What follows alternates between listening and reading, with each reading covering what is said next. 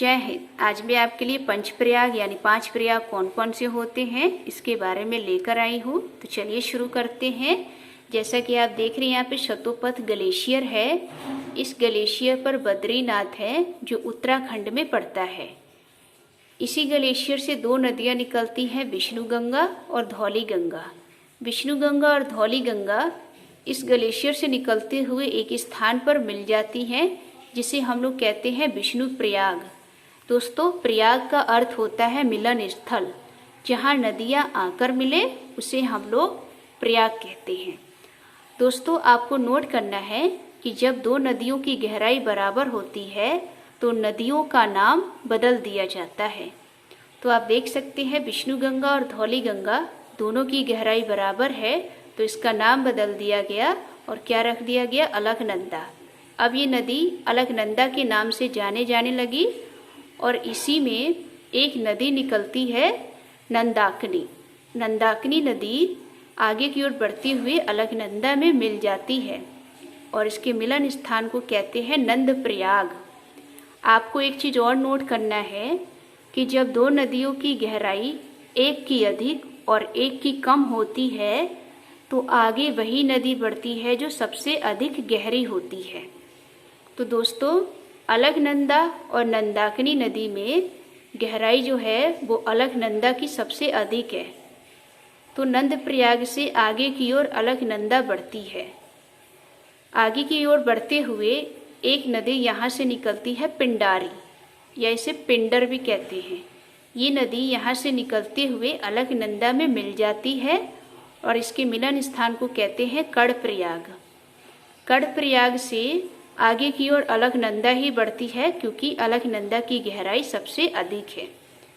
फिर वहाँ से एक यहाँ पर आप देख सकते हैं चौरीबारी ग्लेशियर है जहाँ पर केदारनाथ है। वहाँ पर एक नदी निकलती है मंदाकिनी नदी। दोस्तों, मंदाकिनी और नंदाकिनी में अंतर है, इस बात का ध्यान रखिएगा।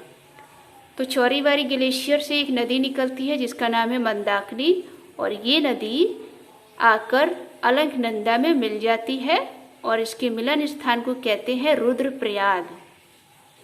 रुद्रप्रयाग से आगे अलकनंदा ही निकलती है और यहाँ देखेंगे उत्तरकाशी में एक ग्लेशियर है गंगोत्री ग्लेशियर। यहाँ पर एक स्थान है गोमुख। यहाँ से एक नदी निकलती है भागीरथी। भागीरथी गोमुख से निकलते हुए इसमें एक नदी आकर मिलती है जिसका नाम है भिलांगना।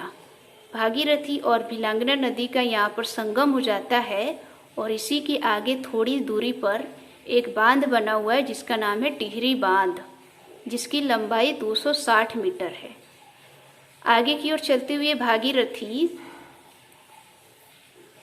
अलकनंदा में आकर यहाँ पर मिल जाती है और इसके मिलन स्थान को कहते हैं देवप्रयाग।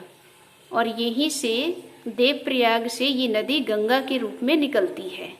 पूछा जाता है क्वेश्चन में कि किस प्रयाग के बाद गंगा नदी निकलती है, तो दोस्तों देवप्रयाग के बाद गंगा नदी निकलती है और यही देवप्रयाग से गंगा नदी मैदानी क्षेत्र में हरिद्वार में प्रवेश करती है।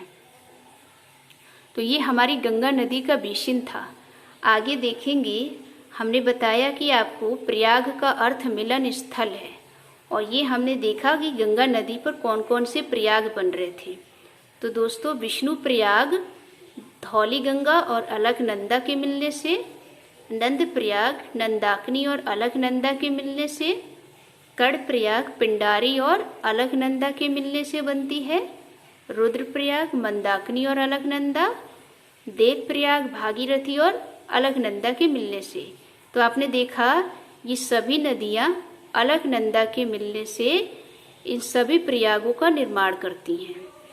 तो दोस्तों, आप याद कैसे करेंगे? आपने देखा यहाँ पर कि पहला प्रयाग विष्णु प्रयाग होता है। तो आपने देखा होगा कि भगवान विष्णु जो होते हैं एक अवतार लेते हैं विष्णु के रूप के बाद नंद गोपाल के रूप में। तो भगवान विष्णु नंद गोपाल के रूप में अवतार लेते हैं तो नंद गोपाल, और यही नंद गोपाल कानों में कुंडल पहनते हैं तो कर्णप्रयाग, और फिर ये गले में रुद्राक्ष पहनते हैं तो रुद्रप्रयाग, और ये विष्णु भगवान पूरा अवतार लेते हैं तो ये देव कहलाते हैं, तो देव प्रयाग। तो इस तरीके से आप क्रम से याद रख सकते हैं। तो ये हमारे रहे 5 प्रयाग। कौन कौन से थे हमने आपको ट्रिक के द्वारा भी बताया। तो आज की ये वीडियो कैसी लगी? अगर अच्छी लगी हो तो हमारे चैनल को लाइक करिए, सब्सक्राइब कीजिए और शेयर कीजिए। मिलते हैं नेक्स्ट टॉपिक में। जय हिंद, जय भारत।